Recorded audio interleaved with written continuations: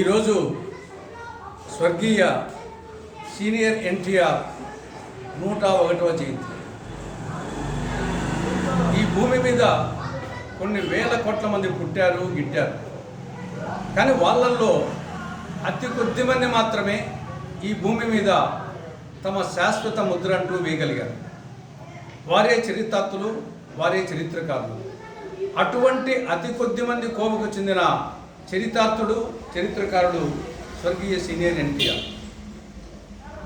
ఎన్టీఆర్ది ఒక విలక్షణమైన, విశిష్టమైనటువంటి వ్యక్తిత్వం. స్వరద్రూపి, గంభీర స్వరం, ఒక సమ్మోహనాశక్తి, క్రమశిక్షణకు మారుపేరు, పట్టుదలకు పర్యాయపదం, మాట మీద నిలబడే వ్యక్తి, కష్టజీవి. కృషి ఉంటే మనుషులు ఋషులవుతారు, మహాపురుషులు అవుతారు అన్న సూక్తిని నిజం చేసినటువంటి కష్టజీవి ఆయన. తెలుగుదనానికి నిలువెత్తు నిదర్శనం. తెలుగు జాతి కీర్తిని, తెలుగు భాషను ఖండాంతరాలలో ప్రపంచవ్యాప్తంగా ప్రసరింపజేసినటువంటి, పరిమళింపజేసినటువంటి తెలుగు యశో వల్లభుడు స్వర్గీయ ఎన్టీఆర్.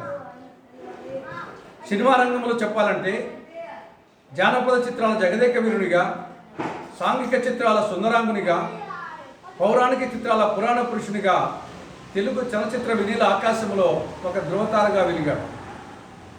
తింటే గారెలే తినాలి, వింటే భారతమే వినాలి, చూడాలంటే ఎన్టీఆర్ సినిమాలే చూడాలి అనే విధంగా చలచిత్ర రంగంలో ప్రకాశించాడు ఆయన. ఇక రాజకీయ రంగంలో ఆయన ఒక ప్రభంజనం. పార్టీ పెట్టిన 9 నెలల్లోనే అధికారంలోకి వచ్చాడు. సమాజమే నా దేవాలయం, సామాన్య మానవుడే నా దేవుడు, ఆ దేవునికి కాస్త నైవేద్యం సమర్పించడమే నా సిద్ధాంతం అని సరికొత్త సామ్యవాద సిద్ధాంతాన్ని ప్రవచించినటువంటి ఒక రాజకీయ సంఘ సంస్కర్త స్వర్గీయ ఎన్టీఆర్.